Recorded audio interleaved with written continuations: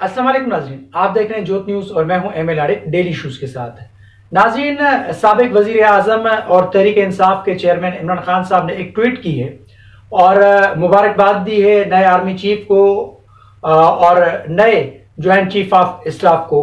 उन दोनों को मुबारकबाद दी है और मुबारकबाद देने के साथ साथ एक कायदे आज़म के नाम से मंसूब करके एक कॉल उन्होंने अपनी ट्वीट में शेयर किया और वो भी आपको बताता हूं कि उन्होंने ट्वीट कौन सी की और वो कॉल कौन सा था, वो आपको बताऊंगा। और साथ ही साथ अपना मुर्जा सोलंकी साहब ने भी आज कामरान शाहिद का प्रोग्राम था दुनिया न्यूज़ पे, उसमें जो सदाकत अब्बासी हैं तहरीक इंसाफ के रहनुमा, उनकी उन्होंने दुर्गत बना दी और उनको आईना दिखा दिया तहरीक इंसाफ के हवाले से और खान साहब के माजी के किरदार के हवाले से।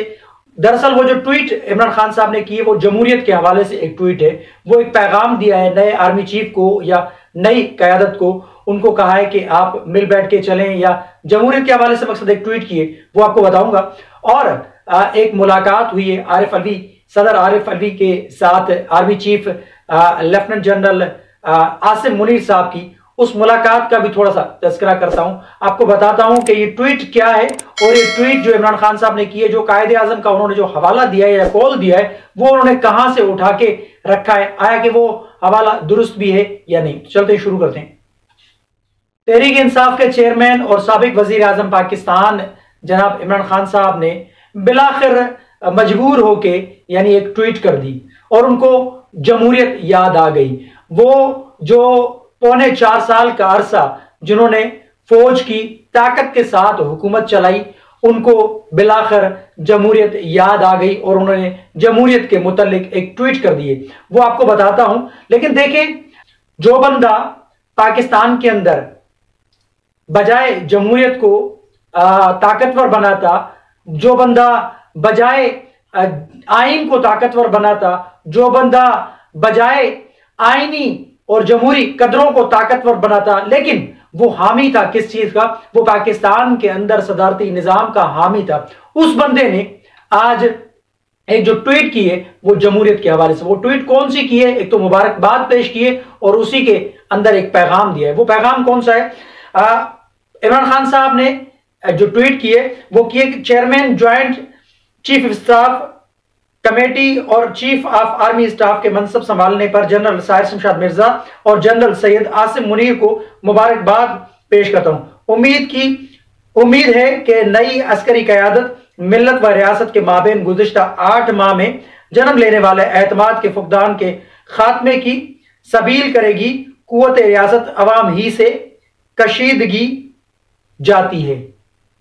ये खान साहब ने ट्वीट किए और साथ ही साथ नीचे अपना पाकिस्तान के बानी कायदे आज़म मोहम्मद अली जना साहब के नाम से एक कॉल मंसूब करके उन्होंने, वो कॉल ये है कि आप पॉलिसी नहीं बनाते, ये हम अवाम के नुमाइंदे हैं जो फैसला करते हैं कि मुल्क को कैसे चलाना है। आपका काम सिर्फ अपने सिविलियन आकाओं के फैसलों को मानना है। ये खान साहब ने यानी कहा है कि कायदे आज़म मोहम्मद अली जिन्ना साहब ने 1947 को 14 अगस्त 1947 को ये अपनी तकरीर में ये एक हवाला दे के कहा था, लेकिन ये गलत है। ये दरअसल ये एक किताब है जो एयर मार्शल असगर खान की किताब से ये लिया गया है। ये आपकी स्क्रीन पे ये चल रहा है, ये paragraph air marshal Asghar Khan की किताब का, जहां से खान साहब ने ये देखें अंडरलाइन जो किया हुआ है, वो खान साहब की नीचे वाली जो लाइन है वो उठाइए, वो उठाकर उन्होंने ट्वीट कर दिए और मंसूब कर दिए अपना कायदे आज़म मोहम्मद अली जिन्ना साहब के नाम से। बहरहाल ये अपना जो कॉल है, ये जो कॉल है वैसे कॉल तो दुरुस्त है क्योंकि फौज की सियासत में मुदाखलत नहीं होनी चाहिए, जाहिर सी बात है, गैर आईनी किरदार है, जो कि अब फौज भी कह रही है कि हमने अपना पिछले साल फरवरी में ये इरादा कर लिया है और ये अहादा कर लिया कि हम मदाखलत नहीं करेंगे क्योंकि पाकिस्तान की फौज का मॉरल डाउन होगा। कल मैंने इस पर व्लॉग किया था, लेकिन बिलाखिर वो कहते हैं कि सुबह का भूला शाम को अगर घर लौटे तो उसे भूला नहीं कहा जाता। ये बात दुरुस्त है। खान साहब को चले कैसे भी करके बाजवा साहब के जाने के बाद उनको बिलाखिर जमहूरियत की याद तो आ गई। देखिए, एक बात आपको मैं बताता चलूं कि हमेशा आप तारीख उठा के देख लें, इसमें कोई शक व शुबा नहीं है कि जो जर्नैल हैं जिन्होंने पाकिस्तान के आइन को तोड़कर इमरजेंसी लगाई, मार्शल लॉ लगाया, वो थे, वो चले गए, वो माजी का किस्सा बन गए। लेकिन जो सियासतदान हैं, अगर वो चले भी गए इस दुनिया से, वो गुजर भी गए, तो उनकी सियासत चल रही है आज भी, उनका नजरिया चल रहा है और उनका नाम भी चल रहा है। क्योंकि जो जबरदस्ती, जबर या एक डंडे के जोर पे या ताकत के जोर पे जो हुक्मरानी होती है और मुल्क के आइन को तोड़ मरोड़ के उसको खत्म करके एक इमरजेंसी या मार्शल लॉ लगाने के बाद जो हुक्मरानी करता है, उसको तारीख में बुरे अल्फाजों में लिखा जाता है या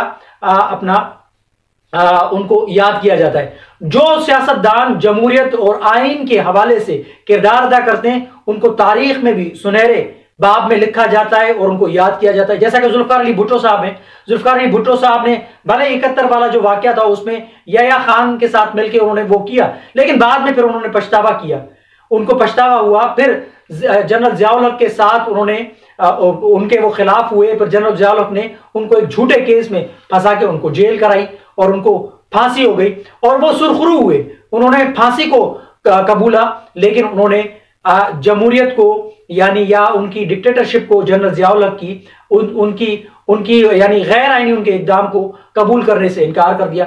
ऐसे ही मोहतरमा बेनज़ीर भुट्टो साहिबा का आप मिसाल ले लें, मुशर्रफ के दौर में उन्होंने मुशर्रफ की वर्दी उतरवा दी, उन्होंने बड़ी तवील एक जो है ना अपना जलावतनी झेली, मुल्क के पाकिस्तान से वो बाहर रही। ऐसे ही उन्होंने फिर क्या किया, पाकिस्तान में जब आई तो उन्होंने जमहूरियत को बहाल किया। ऐसे ही मियां नवाज शरीफ साहब की मिसाल है कि उन्होंने भी जेलें काटी और जमहूरियत के हवाले से उन्होंने भी जलावतनी अख्तियार की, लेकिन फिर जब वापस आए तो वो भी सुरखरू हुए। उन्होंने एक तहरीकें चलाई और मुकम्मल तरीके से एक जमहूरियत का साथ देने के, जमहूरियत को मजबूत करने के हवाले से उन्होंने किरदार अदा किया, ना कि इमरान खान साहब की तरह माजी में उन्होंने एस्टेब्लिशमेंट का सहारा लिया। 4.25 साल के अरसा उन्होंने जो हुकूमत की, फौज और एस्टेब्लिशमेंट को यानी मिला के उन्होंने उनकी ताकत को भरपूर उनकी ताकत से अपनी हुकूमत चलाई और हुक्मरानी की, पाकिस्तान के ऊपर उन्होंने हुक्मरानी की फौज की ताकत से, ना कि अवामी, जमहूरी और आईनी तरीके से। आज भी खान साहब को देख ले, बैकडोर राब्ते उनके चल रहे हैं, वो कोशिश कर रहे हैं किसी ना किसी तरीके से नए आर्मी चीफ के साथ भी यानी उनके ताल्लुकात बेहतर हों और नए आर्मी चीफ मुदाखलत करें। या असद उमर साहब भी बार बार कह रहे हैं कि हमें इलेक्शन की डेट वहां से मिलेगी क्योंकि वो ताकतवर तबका है। भाई ताकतवर तबका वो नहीं है, ताकतवर हमेशा अवाम होती है। अवाम के वोटों के बल पे आप आए, हुक्मरानी करें, इलेक्शन जीतें और अपनी हुकूमत बनाएं और अपनी पॉलिसी बना के पाकिस्तान को चलाएं, ना कि आप एस्टेब्लिशमेंट की बैसाखियों के सहारे हुकूमत में आते हैं, ताकतवर इदारों के सहारे आप हुकूमत में आते हैं और हुकूमत करते हैं, फिर उन्हीं को ही जब आपका वो साथ छोड़ देते हैं, फिर उन्हीं को ही आप न्यूट्रल, गद्दार, अपना जानवर, चौकीदार, इस किस्म के अलकाबात से नवाजते हैं और फिर आपको जमहूरियत याद आ जाती है। जैसा कि जनरल बाजवा के रिटायरमेंट होने के बाद आपने उनको गद्दार डिक्लेयर करार दे दिया, कल से उनके खिलाफ ट्रेंड चलाया और आज आपने ट्वीट कर ली कि जमहूरियत के हवाले से आप नए आर्मी चीफ साहब को बोल रहे हैं कि जी वो जो 8 माह की जो कशीदगी है अवाम और आपके बीच में उनको कम किया जाए। वो 8 माह की जो कशीदगी है वो आपकी वजह से, दरअसल आपको तहरीक अदम एतमाद आईनी तरीके से लाई गई थी, आपको आईनी तरीके से आपको घर भेजा गया, जो कि आपने झूठा बयानिया बनाने के बाद आप फिर फौज की मुखालफत आप करने लगे, फिर आपको आज जमहूरियत याद आ गई। आप अपना माजी देख लें, आप तो हामी थे किस चीज के, आप तो हामी थे कि पाकिस्तान के अंदर, मुल्क के अंदर एक जमहूरी निजाम ना हो। आप हामी थे पाकिस्तान के अंदर सदारती निजाम नाफिज हो। आप चाहते थे पाकिस्तान के अंदर सदारती निजाम हो और एक बंदा ताकतवर हो, लेकिन ये तजुर्बात नाकाम हो चुके हैं खान साहब, क्योंकि आपको भी पता है आप 1990 से जो एक प्लानिंग चल रही थी, अपना मरहूम हमीद गुल साहब ने एक प्लानिंग की थी कि पाकिस्तान के अंदर एक जमहूरी नहीं, पाकिस्तान के अंदर एक सदारती निजाम हो, एक बंदे के पास ताकत हो, लेकिन जमहूरी कुव्वतों ने वो ताकत जो है उसको खत्म किया।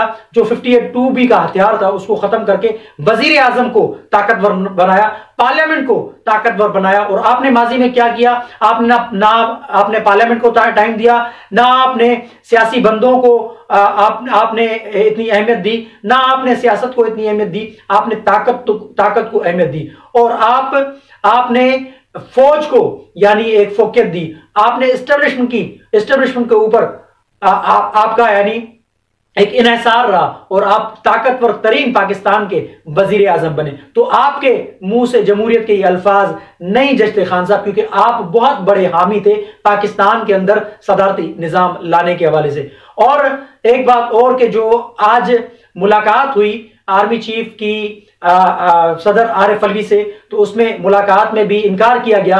मुलाकात ये हुई, मुलाकात के अंदर कहा गया कि जी आप और हम मिलकर चलना चाहते हैं, लेकिन हम चाहते हैं कि आप इमरान खान साहब से भी बात करें। तो आर्मी चीफ ने माजरत कर ली। आर्मी चीफ साहब ने कहा कि हम सियासत के अंदर हमारा किरदार खत्म हो चुका है, हम सियासत के अंदर किरदार अदा नहीं करेंगे। तो माजरत के साथ मैं फोन पे बात करना भी गवारा नहीं समझता। तो वहां से माजरत हो गई। और उसके साथ साथ जो सीनियर सहाफी हैं मुर्जा सोलंकी साहब, उन्होंने सदाकत अली अब्बासी साहब को आईना दिखाया। उन्होंने, जैसा कि मैंने ये आपको बताया कि ये जो किताब का हवाला दिया, वो जो सदाकत अली अब्बासी को मुर्जा सोलंकी साहब ने बताया कि खान साहब को बताएं कि आपके इर्द गिर्द अच्छे लोग भी बैठे, पढ़े लिखे लोग बैठे, आप एक अपना कॉल उठा के किसी की किताब से उठा के आप कायदे आजम के नाम से मंसूब कर रहे हैं। तो वो दरअसल वो किताब जो थी, मुर्जा सोलंकी साहब ने बताया कि ये बेनजीर साहबा की किताब लिखी हुई है, और बेनजीर साहबा की उस किताब के अंदर कायदे आजम मोहम्मद अली जिन्ना साहब की वो 14 अगस्त 1947 की वो तकरीर जो है पूरी की पूरी उसके अंदर शामिल है। उसके अंदर ये अल्फाज नहीं है जो आप बता रहे हैं। बहरहाल वो कॉल अच्छा था, बकौल आपके यानी एक कॉल को अच्छा समझ के आपने शेयर किया, लेकिन वो कॉल कायदे आजम मोहम्मद अली जिन्ना साहब का नहीं था। वो call air marshal Asghar Khan की किताब से लिया गया है, जैसा कि मैंने आपको दिखाया कि स्क्रीन पे जो मैंने पैराग्राफ की वो पिक्चर चलाई आपने देखा।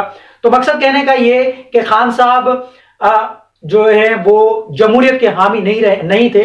खान साहब ने हमेशा एस्टेब्लिशमेंट के सहारे उनकी हुकूमत बनी, और एस्टेब्लिशमेंट की ताकत से ही खान साहब ने 4.25 साल अरसा हुकूमत की। और आज खान साहब के खिलाफ यानी फौज ने जब एक न्यूट्रलिटी का किरदार अदा किया, फौज ने कहा कि हम सियासत में मदाखलत नहीं करेंगे, तो खान साहब फौज के मुखालिफ भी हो गए। कल मैंने भी लोग किया था कि खान साहब अपने मौसनों पे व्यवहार करते हैं इसी तरीके से, जैसा कि आज जब उनका मतलब पड़ा तो उन्होंने एक राब्ते बहाल करने के हवाले से एक जो ट्वीट किए नए आर्मी चीफ अपना आसिम मुनीर साहब के हवाले से मुबारकबाद भी पेश किए। तो मकसद कहने का यह कि खान साहब को शुक्र है अल्लाह पाक की ज़ात का कि बाजवा साहब जाते जाते खान साहब को कम से कम जमहूरियत तो उन्होंने याद दिला दी कि जमहूरियत बेहतरीन होती है। आज खान साहब भी बोले, जैसा कि मैंने कहा कि डिक्टेटरशिप होती थी, लेकिन सियासत चलती रहेगी, नजरियात चलते रहेंगे और उनके नाम भी चलते रहेंगे। तो खान साहब को चाहिए